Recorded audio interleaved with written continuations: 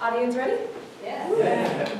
Hi, my name is Tanna Dixon, and I'll be performing Happy Hour Outing by L.B. Hamilton.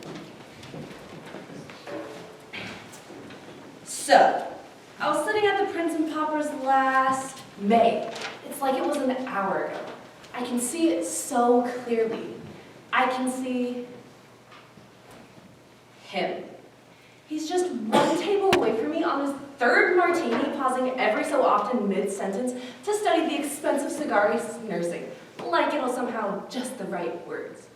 Somebody's told him that martinis and cigars make the man, and it makes me wonder what makes a man think that filling the air with the effluvium of burning leaves is the ticket to a woman's bed, for that is certainly his goal. I know it, and the perky creature with bright eyes across from him knows it too, but we're all pretending otherwise, like you do with Jerry. No offense. He's telling her about his job. He's in computers.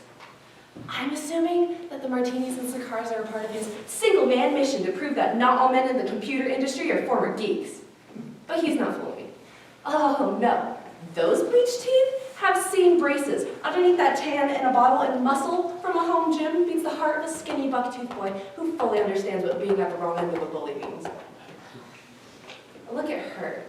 Her smile is fixed in, I'm one of the nice ones mode. This to convey she knows deep down all men think women are bitches, but she's the exception. I doubt it though. Something about those cheekbones says she's got a bitch inside her, just screaming to come out. I'd say we have about 15 minutes before he starts confiding in her that all women he dates turn out to be money grabbers, just out for security and never really see him. She's heard it before, and she'll know what to do. He's definitely shopping, and she's for sale. And she doesn't think twice about it.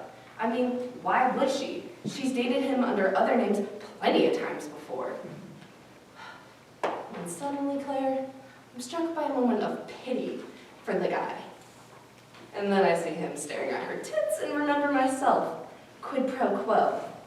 Hell, this is just an ancient dance of courtship. I'm feeling very anthropological at this point, and we in anthropology have rules, Claire. We must not interfere with the native's ritual. We must only observe. So I sip my TNT and observe. Observe, observe. But then I hear the signature beat of I'm the Only One by Melissa Etheridge issue from the sound system. A bunch of 30-something secretary type.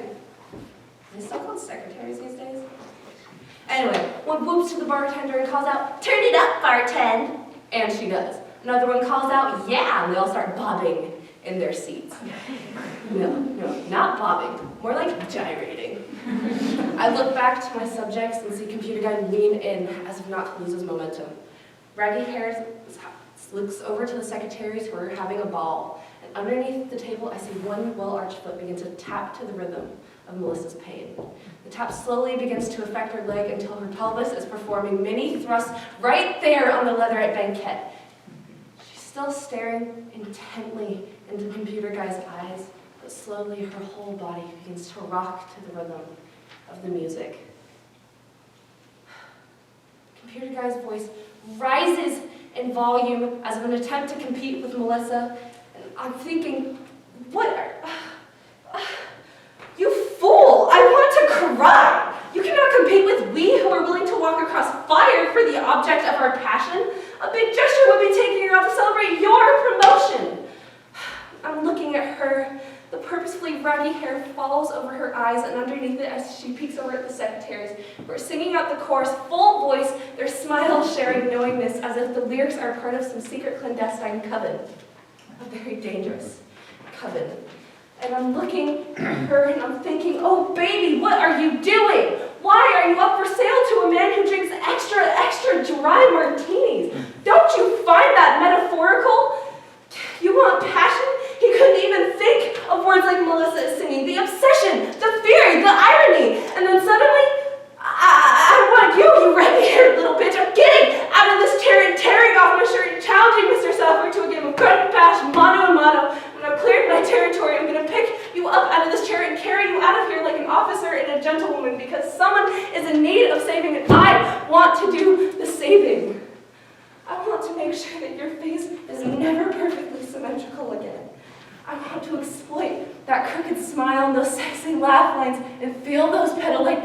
incisors and cheer you on as you dance naked to Melissa and as you stomp those shapely feet and sing out, "It's only fear that makes you run, the demons that you're hiding from, and all your promises are gone, I'm the only one."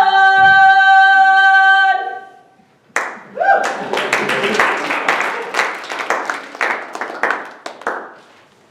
But the music's over. The computer guy flashes his white smile and calls to the bartender for another round. Raggy hair slips down into her chair, just a little, as if some imminent danger's just passed. The moment's over, Claire. Done. Finis. For them, at least. Everyone's safe now. But not me. Suddenly, everything is so clear. So yeah, it'll be a nasty divorce, and Michael and I'll have to sell the house, and I'll miss my garden and all, but hey, I could get an old building with loft space and paint the walls bright colors. I could take up my photography again. I could get a cat. I could finally let my hair go gray.